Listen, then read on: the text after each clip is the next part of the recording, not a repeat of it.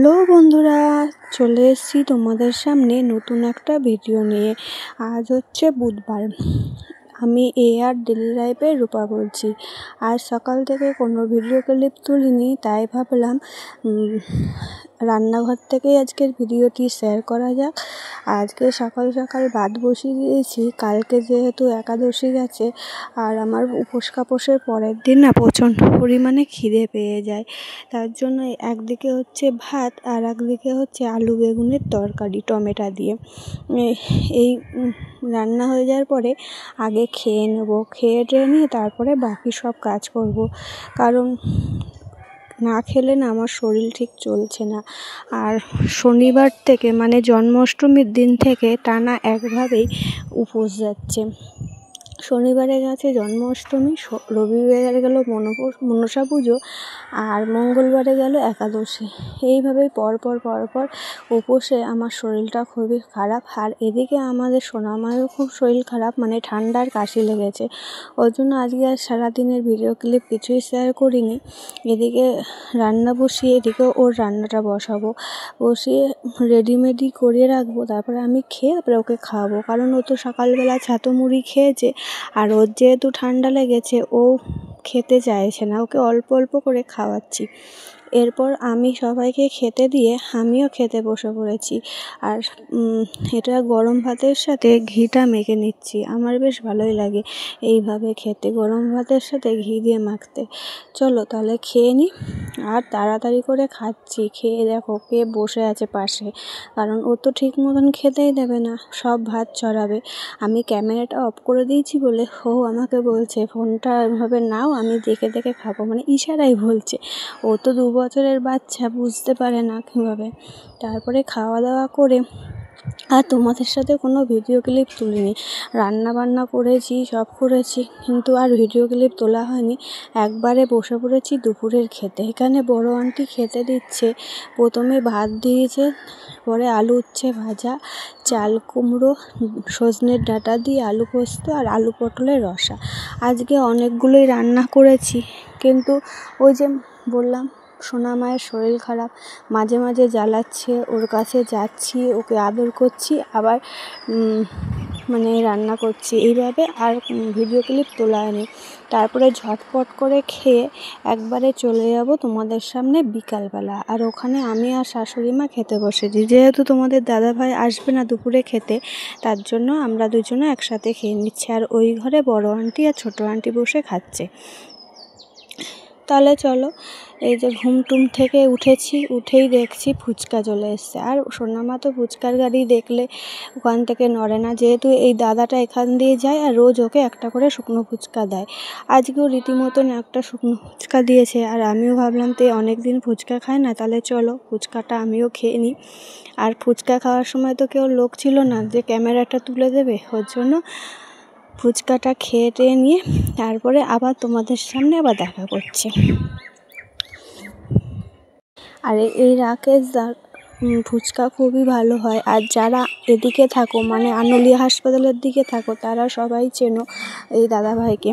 আর এই ফুচকা খাওয়া দাওয়া করে এবার চলে যাচ্ছি পয়সা দিতে। আর আমি পয়সা দিয়ে শুনছি সোনামা একটা ফুচকা খেয়েছে, খেয়ে আবার আরেকটা ফুচকা নিয়েছে টক জল দিয়ে। যেহেতু আমিও ফুচকাটা টক জল দিয়ে পাতা করে খেয়েছি, ওকেও তাই দিতে হবে। ওই যে আমি বললো আমাকে ধরতে, কারণ ও তো ফেলে দেবে। এবার ফুচকা টুচকা খেয়ে ঘরে চলে এসেছি। দেখো তোমরা দেখেই বুঝতে পারছো যে সবেই উঠেছি ঘুম থেকে, ঘরে এলোমেলো, বিছানা তুলবো, ঘর ঝাড় দেবো, তারপরে তারপরে সন্ধে দেবে আমার শাশুড়ি মা, কারণ আমি সন্ধে দিই না, নয় ছোটো আন্টি দেয়, নয় আমার শাশুড়ি দেয় সন্ধে, কারণ ওই সকালবেলা পুজোটাই যা দিই, আর সন্ধ্যেটা দিতে ইচ্ছা করে না, কারণ একেই টাইমে খাওয়ায়। এবার ঘরটর গুছিয়ে ও খাটের ওপরে বসে পড়েছে খেলনা নিয়ে। আর এদিকে তো বিছানাটা ঝাড়া হলো না, কারণ ও বসে খেলা করছে, আমি থাক ওকে পরেই বিছানাটা ঝাড়বো। আর এইদিকে টেবিলের অবস্থাটা প্রচণ্ড পরিমাণে খারাপ, তাই ভাবছি আবার পরিষ্কার করে নিই। তাই এখানে সব কিছু বার করে সব পরিষ্কার করে নিচ্ছি। আর এদিকে ওর ঠাকমা সন্ধে দিতে এসে তার নাতনিকে একটুখানি মানে প্রদীপ দিয়ে ঘুরিয়ে দিল। এটা প্রত্যেক দিনই করে। তারপরে সন্ধে দেওয়ার পরে ঠাকুরের সিংহাসনে যত ফুল আছে সব ফুলগুলো পরিষ্কার করে দেবে। আর আমাদের ঘরে হচ্ছে দুটো ঠাকুর ঘর, মানে এটা হচ্ছে আমার ঘরে ঠাকুর পেতেছি, আর ওপাশে আছে আমার পিসি শাশুড়িদের ঘরে একটা ঠাকুর ঘর আছে, ওটা হচ্ছে গোপাল টোপাল থাকে। যাই হোক, সন্ধে টন্ধে দিয়ে নিক, তারপরে সোনামাকে খাওয়াবো সন্ধ্যের খাবারটা। কারণ ফুচকা খেয়েছে 1-1.5 ঘন্টা হয়ে গেছে। ফুচকা খেতে তখন 5টা কি 5:30 মতন বাজে, এখন 6:30 পৌনে 7 মতন বাজে। তাই 1-1.5 ঘন্টা তো হয়ে গেছে। এবার আমি ওকে খাওয়াবো, খাইয়ে টাইয়ে নিয়ে তারপরে তোমাদের সাথে একবারে রাতে আসবো। আর এই জায়গাটা পরিষ্কার করে নিয়েছি, আর খাটটাও ঝেড়ে নিয়েছি। আর এই দেখো আমাদের মানে শাশুড়ি ফুল টুল নামিয়ে নিয়েছে। একবারে চলে এসেছি রাত 10টা বাজে। এখন রুটি টুটি করে একবারে আসলাম, মানে রুটি করতে যাওয়ার আগে সোনামাকে খাইয়ে ওষুধ খাইয়ে দিয়েছি, কারণ ওর ঠান্ডা লেগেছে। আর ওদিকে বড় আন্টিকে ঘুম পাড়িয়ে দিয়েছি। তাহলে ঝটপট করে বিছানাটা করে নিই। আর আজকে বেশি ভিডিও করিনি, মানে এইভাবে এলোমেলো হয়ে গেছে আজকে ভিডিও করা। কারণ বুঝতেই পারছো, বাড়িতে যদি ছোটো বাচ্চার শরীর খারাপ হয় না, কিছু মানে হাতে ফোনই নিতে ইচ্ছে করে না, ভিডিও করতে ইচ্ছে করে না। সেই কারণে আজকে এলোমেলো করে ভিডিওটা করেছি। এবার আমার বিছানাটা হয়ে গেছে। এবার সোনামাকে নিয়ে আসি বড় আন্টিদের ঘর থেকে, এনে ওকে এখানে শুইয়ে দেবো। তারপরে ওর বাবাও চলে আসবে, কারণ তোমাদের দেখিয়ে দিলাম 10টা বাজে, আর ওর বাবা সেই সকাল 8টায় বেরিয়েছে। যাই হোক, ভিডিওটা আজকে এই পর্যন্তই রাখলাম।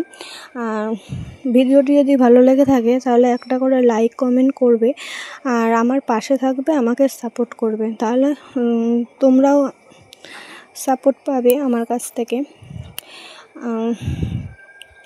তোমরা যদি আমায় সাপোর্ট করো, আমার পাশে থাকো, তাহলে আমিও তো তোমাদের মানে সাপোর্ট করতে পারবো।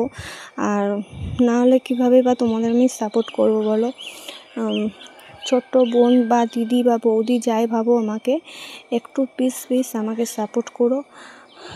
আর বুঝতেই তো পারছো, ছোটো বাচ্চা নিয়ে ভিডিও করা, এডিট করা, আর আমি তো এখনও পর্যন্ত থাম্বনেলটাও পর্যন্ত করতে পারি না। সে তোমরা দেখে বুঝতে পারো যারা যারা আমার ভিডিও দেখো। যাই হোক, অনেক বকবক করে ফেললাম তোমাদের সাথে। এখানে তোমাদের দাদাভাই শোয়, আর ওর পাশে আমি শুই, আর এখানে এসে সোনামাকে বিছানায় শুইয়ে দিয়েছি, আর ঘরের লাইটটা অফ করে দিলাম। ভিডিওটি এই পর্যন্ত, টাটা বাই। আবার আসছি নতুন একটা ভিডিও নিয়ে।